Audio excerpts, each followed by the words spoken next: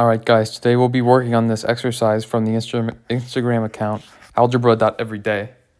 And it goes like, prove that for all natural numbers n, this identity holds. The sum from k equals 0 to n of n choose k squared is equivalent to 2n choose n. And here n choose k just means the number of ways to choose k objects from n objects. It's given by the formula n factorial times k factorial times n minus k factorial.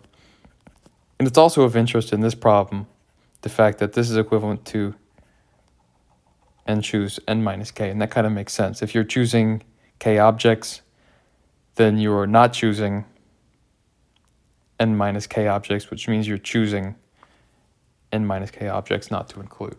All right. Now, I really racked my brain on this, thinking, is there some way to do this with induction? After a lot of effort and head scratching, I realized that was not a good approach. So eventually, I figured out the best approach from the comments section, which was something like this.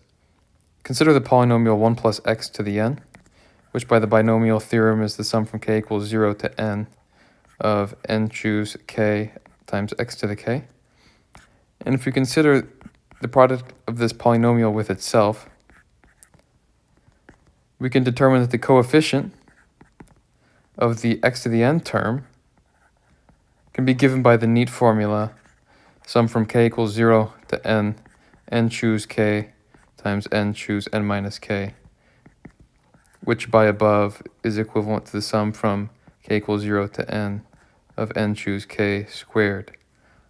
Likewise, another way to write this polynomial is by just writing 1 plus x to the 2n, which of course by the binomial theorem can be written term-wise like this: 2n choose k x to the k. And what do we get when we take the coefficient of the x to the n term?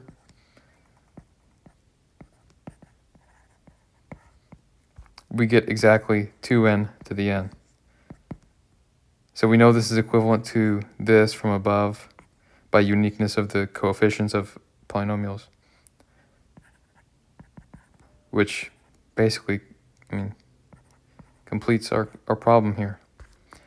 Now there's an extension question, or really just an alternate approach. How do you do this with combinatorics?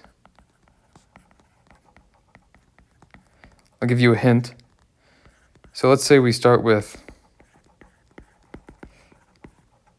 2n objects here and divide them into the first n and the second n.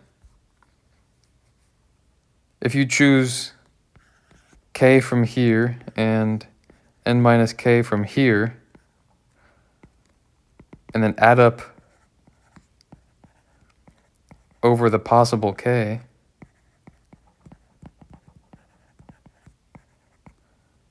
what does that look like?